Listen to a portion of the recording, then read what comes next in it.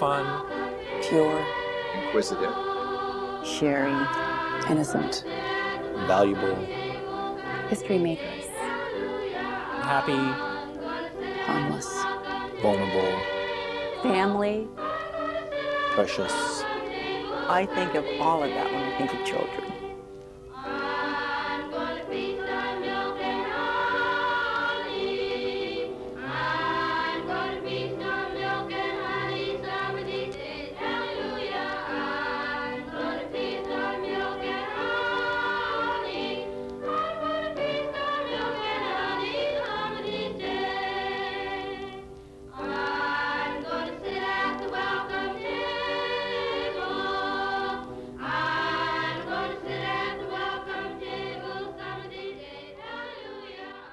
We use a wooden statue of the Sankofa as our talking piece. It's a bird looking backwards with an egg in its beak. Sankofa teaches us that we must go back to our roots so that we can achieve our full potential as we move forward. This is Nova Scotia, a province on the east coast of Canada. People of African descent have lived here for hundreds of years in communities around the province.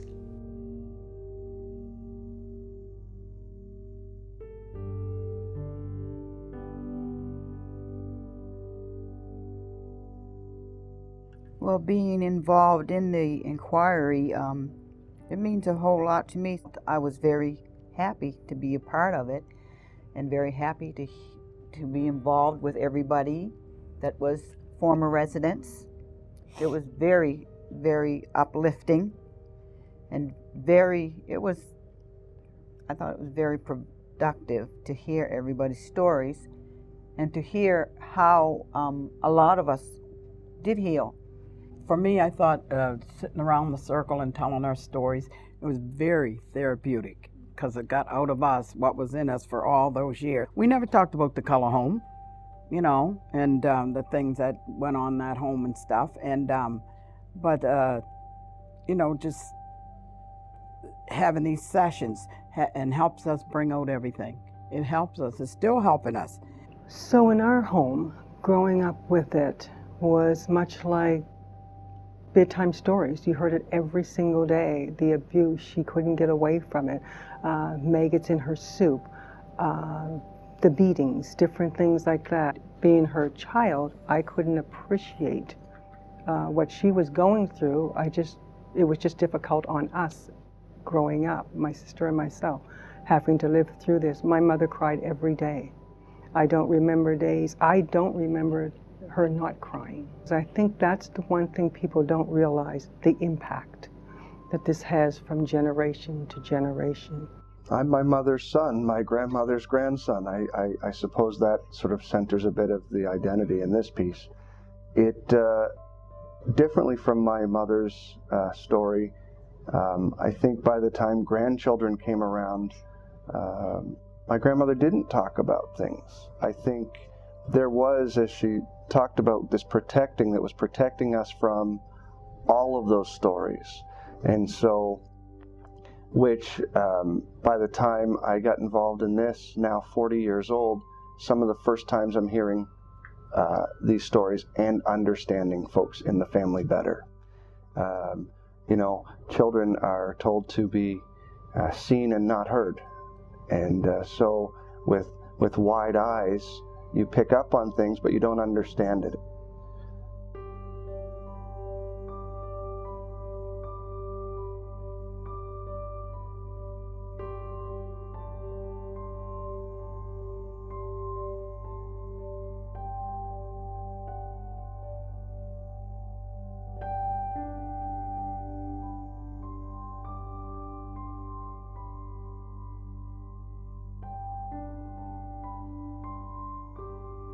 What was surprising about that is every time we went to these circles and asked people if they like to be on our journey, they're waiting for us to tell them what to do. Because normally a public inquiries, you're telling people what to do. But when they realize that we're not telling you to do anything, we're asking for your help to be a part and move forward because we feel this is a very important issue, then you get that aha moment. You entered that circle with the chief of police would have been there, so my direct supervisor would have been there, but a lot of the team that also report up through to me would have been there. So in a hierarchical structure, sometimes I think you end up having the awkward conversation of who says what. Is it, can I say what I really want to say? Do I feel comfortable? So that one actually started fairly formal. I think it's kind of difficult for folks not to get past the formality. No uniforms. It was a clear message that rank wasn't important in the conversation. But it allowed some of our team to speak in a way that I haven't heard them speak before. And I think the professional growth of those that were able to participate, but also the personal growth, when you leave there realizing, there was some real emotional conversation, there's a lot of self-reflection, there's a lot of team reflection that was occurring. It gave me a voice once I got involved in the whole process, is trying to get other people involved. And I got involved with Tony and show me where family is, because we all went through the same thing. Your harm was no bigger than my harm was no bigger than your harm, but we all had that same experience. We can all relate. And it's all about, like, when I say relationships. And we have a relationship where we all went through the same thing and we can all understand each other. We can sit here in circles like this here and we can talk. And we can hear what you have to say and accept it with no fear of it affecting you any more than it is. Like, we're here to hear your stories, because getting your story out there is the key. I'm always saying that anything that's covered up never gets healed. Nothing gets healed if it's covered up under that rug. So what we're doing is revealing our stories so that we can be healed completely, so that we can help somebody else heal. So I actually sit in a health capacity role, health support capacity role. So that can look very different depending on the context. So when we have tea and talk circles, some of the conversations can be triggering for former residents. So they may need a moment to kind of just work through some of the emotions that they're feeling. It may be a collective impact on the group as well. So it may be taking some time outside of the circle to have one-on-one direct conversations and offer support around that. The approach that we're taking is one whereby it's like shared information. But with this particular inquiry, it gives people a chance to voice their opinion and to speak their truth. We can sit around in shared circles and hear people tell their stories, and you gather information along the way. Getting to hear from community members and hearing how they have, I guess, changed their opinion on how this inquiry was going and why it was happening. I could see that the inquiry was different. It was a different process. It didn't start out to blame or shame anybody in our community, and it wanted to create a healing process, I would say. And also, we wanted to identify what went wrong and where things could change. And that's not only from the leadership in the community, but policies in the government as well. The restorative inquiry was getting affected parties together, and where we learn as a unit at once, and where we as a unit can figure out what happened, what can we learn about it, and then what can we do to affect change for the future, and then start affecting that change in real time, as opposed to a list of recommendations which we would then hope that someone would pick up. Well, I heard about the inquiry, of course, once it first started, and I was very pleased that finally somebody had listened and that this was taking place. I heard from it through Jacob telling me about it, and then he introduced me to my first circle, which I think if I had known what this circle was, I don't know if I would have participated in this circle. Very happy I did. I just didn't think it would be as difficult as it was. The thing about the circle was it was the first time I felt I had a place where I could speak, where people understood what I was talking about.